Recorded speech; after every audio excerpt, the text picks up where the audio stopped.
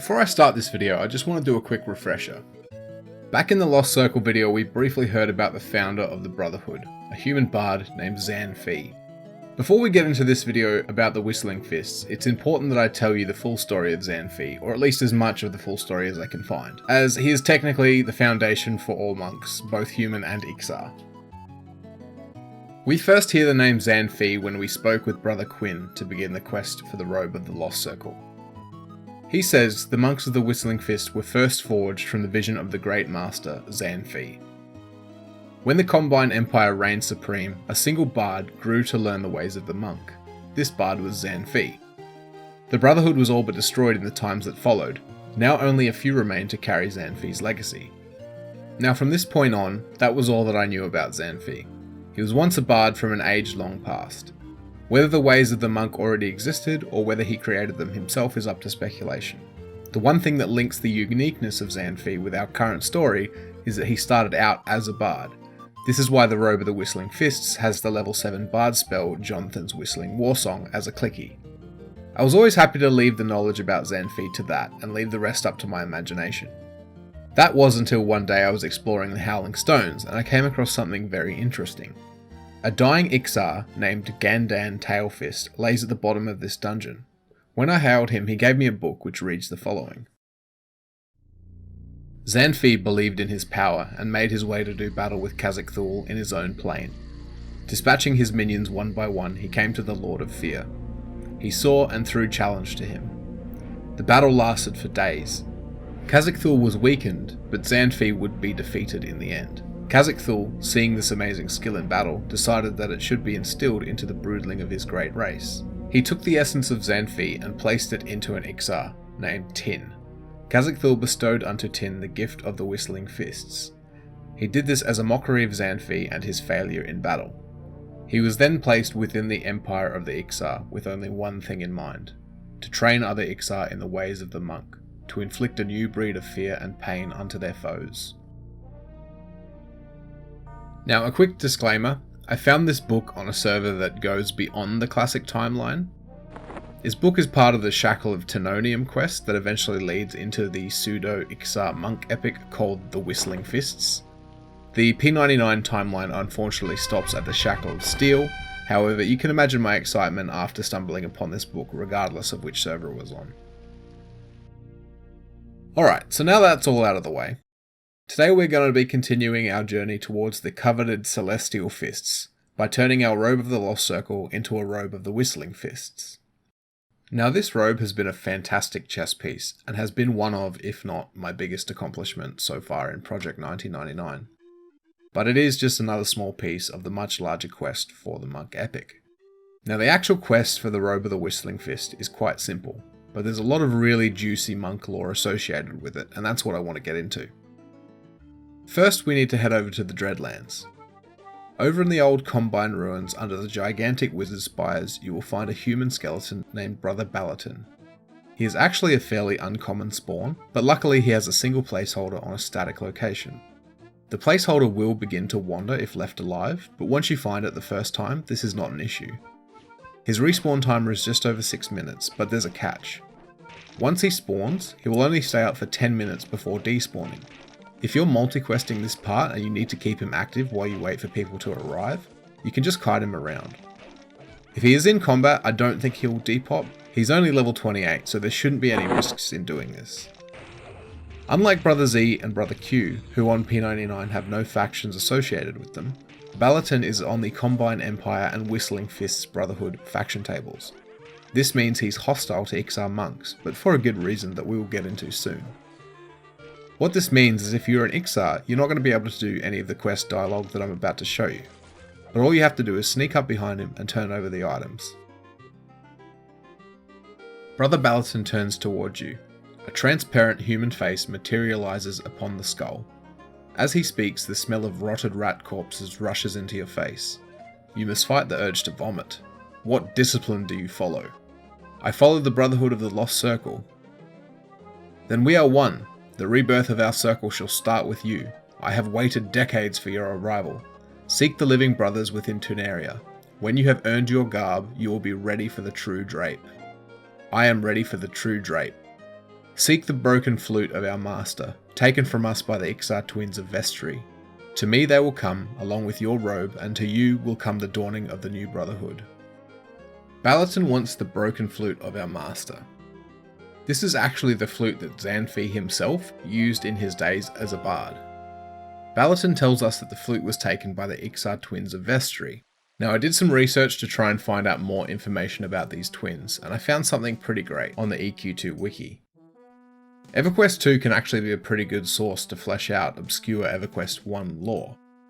In that game, you can get a book called The Tragic Tale of Brother Balaton. The book reads like this. Of all the honoured members of the Whistling Fists clan, few tales are more heartbreaking than the tale of Brother Balaton.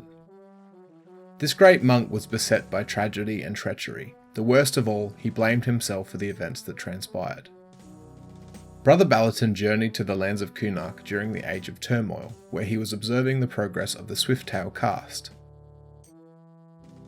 He carried with him an artifact that was priceless to the Whistling Fists clan, the ancient flute that the Order's founder Xanfi had played as he mastered the ways of the bard.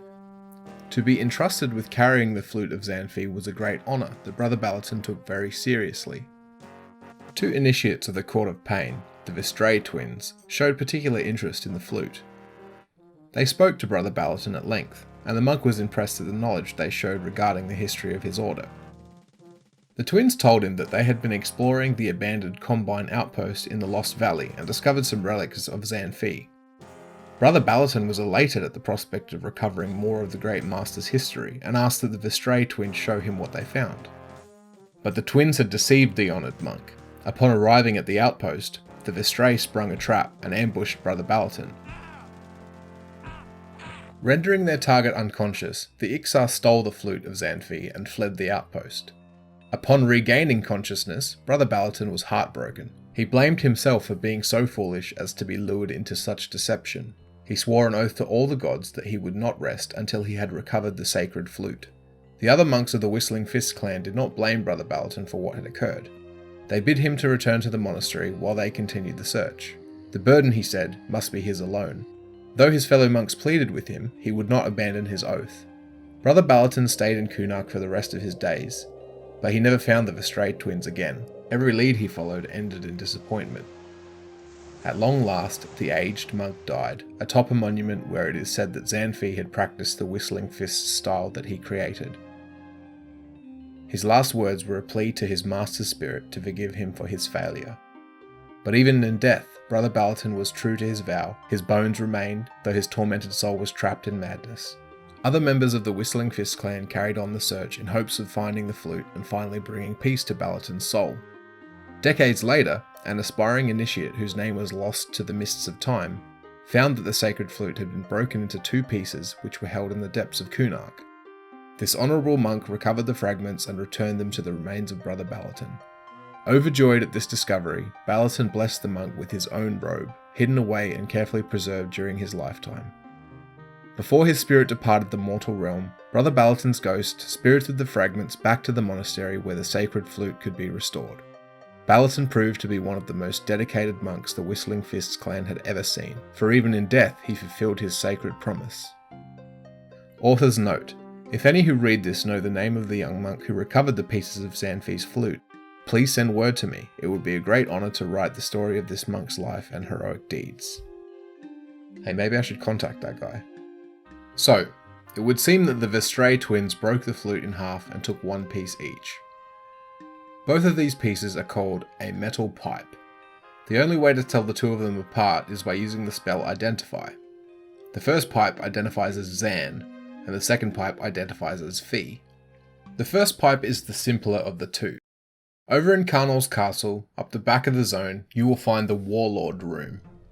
Inside this room there is a small chance for a Drollvarg Pawbuster to spawn. The Warlord Room can technically be camped, but unless you have some friends to help out, you're not going to find any pickup groups here. Your best bet is to get a hand room group, as this is the closest grouping spot to the Warlord Room. If the zone is less populated, then the left courtyard is probably your next best bet.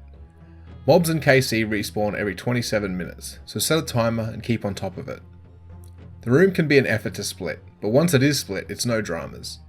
If you aren't specifically camping inside the Warlord Room, These pulls will be contested with other groups in the zone, so pay attention to your timers and you can keep the whole place on lockdown for your group. The Warlord Room consists of 4 spawns. Usually they're all bodyguards.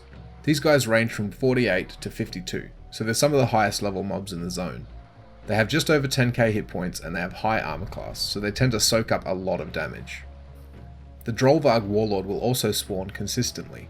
He's pretty much just a max level bodyguard, but he can summon, so make sure you don't do too much damage when you engage him or you'll get bopped on your way back to your group. The Warlord drops the Supple scale Armband. The wiki says this is a common drop, but from my experience it may as well be 100%. It's a very good wrist item that can be used by all Int and Wisdom casters. However, it is not tradable, so if you see one rotting, which you most probably will if you're here trying for a Porebuster, be a bro and call it out to the zone. People often hang around here in hopes to get one, or they'll have an alt camped close by. It's a really nice caster bracelet and they tend to rot quite often. The Warlord can also drop Donald's Boots of Mourning, the Noctavagant Blade, Harmonic Dagger, and Petrified Werewolf Skull, which is used for the Bard Epic. In my time spent here I saw the skull a few times, the dagger and the boots once each, and I've never seen the Nocti Blade drop. The Porebuster is the rarest spawn in the room, but thankfully he drops the pipe every time. I spent quite a bit of time in Carnal's Castle looking for the Porebuster. I leveled here from 52 to 55 and I tried my best to pull the Warlord Room whenever I could. I ended up getting a bit burnt out from all the leveling I did here, and that's when I kind of just stopped playing for almost 18 months. Once I came back to the game though, I was determined to get that pipe. I made a point of going to KC for at least 1 hour every night. Now as usual, when I play it's off-peak, so sometimes there was only a single group here. Even if I couldn't get into the group, I would just hang out with them, help kill mobs, help pull mobs. The idea being I would either get an invite once they had room, or they would let me loot the Porebuster if it spawned, provided there were no other monks already of course. It took me around 4 or 5 days of doing this before I had my success. One Friday night, I logged in to an almost deserted zone. There were a few people sitting at the zone line, and 2 more people soloing near the entrance. I figured I'd flop my way over to the Warlord Room just to check if he was up. And would you look at that, there he was, just standing there staring me in the face. Now, off-peak problems. Not a single person on my friends list was online, which is pretty much a common occurrence around 9 PM my time. I put out a desperate plea to the other 4 people in the zone, all of whom were doing their own thing. These heroes agreed to band together with me to help fight all the way to the Porebuster Room and kill him. We had a warrior, a necromancer, an enchanter, a druid, and myself. We slowly fought our way to the left courtyard, where I then proceeded to clear a path as quickly as I could to the Warlord Room so that we could pull the Porebuster. This sort of thing is what makes this game so amazing. These guys I had never met before. They joined me and fought their way into the dungeon just to help me out. It would have been a great feeling just to get the pipe, but to get it under these circumstances was just amazing. A huge shout out to the guys that helped me out that night. If you ever see this, thank you so much. The second pipe is much harder to get. Some people actually consider this to be the hardest step in the entire monk epic. Down in Chardok there's a mob called an Ixar Betrayer that has a small chance to spawn in the slave tunnels. The Betrayer is a level 56 warrior.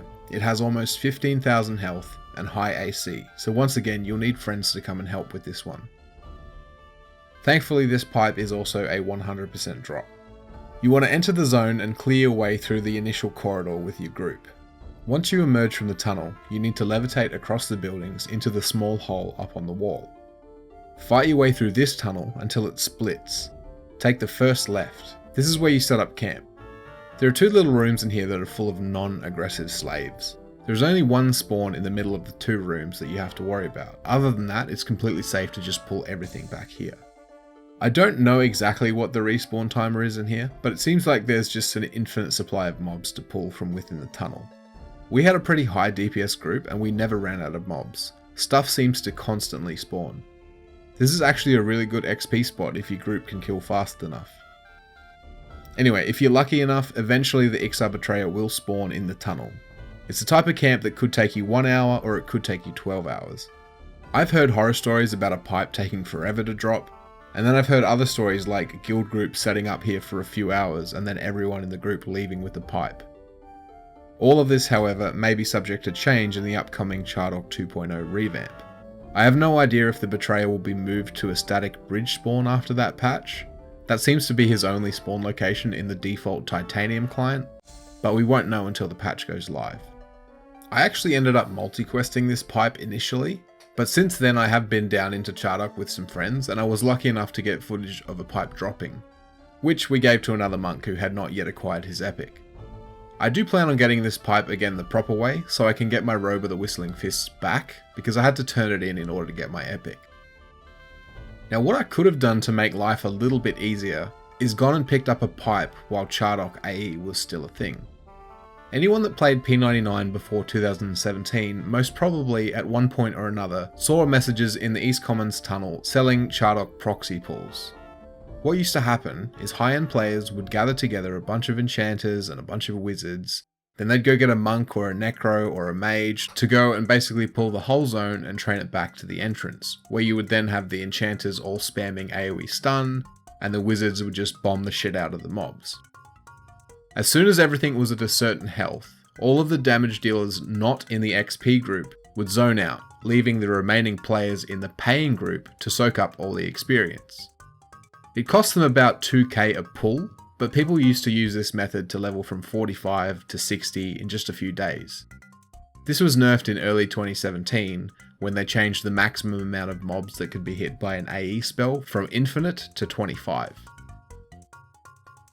Now the reason I bring this up is because pipes would drop very often. Apparently it wasn't uncommon to be able to hang around the entrance to the zone and just wait for a pipe to show up. From my searching through the forums, it appears that loot rights were anywhere from as low as 1k platinum to free if you were lucky. You could also buy Chardok pipe MQs for as little as 2k during the Chardok AE days. Now a Chardok pipe MQ is 10k minimum. There was even one instance on the forums of a monk who went to Chardok with a friend, with the intention of camping his pipe while an AE group was there. The guy pulling for the AE group offered this monk a free MQ if he would just go away, which he respectfully declined, at which point the puller then offered him 5k plus the MQ, which he also respectfully declined. There was huge money and fast levels to be made during the days of Chardok AE, and there were plenty of people who didn't like others getting in the way of that. The Chardok AE is a huge point of contention on the server. A lot of people hated it because it caused massive zone disruption for anyone else trying to do something in Chardok, and it also cheapened the accomplishment of making it to level 60. Plenty of people loved it on the other hand, because it was a super shortcut past the hardest part of grinding to 60, and if you were the right class you could make a shitload of money doing it. But, alas, before I even really found out how easy it would have been, the nerf hammer came down and now Chardok is somewhat of a ghost town. Anyway, once you have both pipes, take them, along with your robe, to Brother Balaton. Now again, like I said earlier, Ixars will just have to sneak up behind him and do the hand-in. Upon turning in all the required items, Brother Balaton holds out his arms and a fine robe materializes before your eyes. You grab it just in time to see the skeleton fade from existence. And congratulations, you are now the proud owner of the Robe of the Whistling Fists. Although you lost the +5 to the combat stats that the last robe gave you, the 50 hit points remain and you now get 10 magic resist. And an amazing clickable ability, Johnathan's Whistling War Song. This gives 35 strength, 25% haste and 10 AC. And because it's a clicker you can have this active 100% of the time. This robe is a huge boost in DPS for monks and it really starts opening up some doors in the endgame world. Well, I think that about does it for this one. It took me a little longer to make than I thought it would, but I'm happy with how it turned out in the end. What did you guys think of the video? Did you already know the tale of Xanfi and Brother Balaton? I like that there's something that links human monks to Ixar monks. It's a shame we can't progress the Shackle storyline any further on P99 because of the timelines, but I'm at least happy that I know the full story now. A big shout out to Baseman and the Old Haggard Crew channel for letting me use the Chardok AE footage. Also shoutouts to Zentile for helping me find the Chardok Pipe MQ. There are plenty of more videos in the works. As I'm sure most of you already know, I already have my epic, so I'm currently playing catch up with these videos. Stay tuned for more to come. In the meantime, I've started streaming on Twitch. So far I've streamed every step of my way through level 59, and I'm actually going to hit level 60 the next time I play. So, if you haven't already, I would encourage anyone who's interested to head over to Twitch and follow me. It'll really help me out a lot. Also, if you ever see me streaming, please feel free to jump into the stream chat and interact with me. I really enjoy talking to you guys and answering any questions that you might have. Anyway, thank you very much for watching, and hopefully I'll see you in the next one.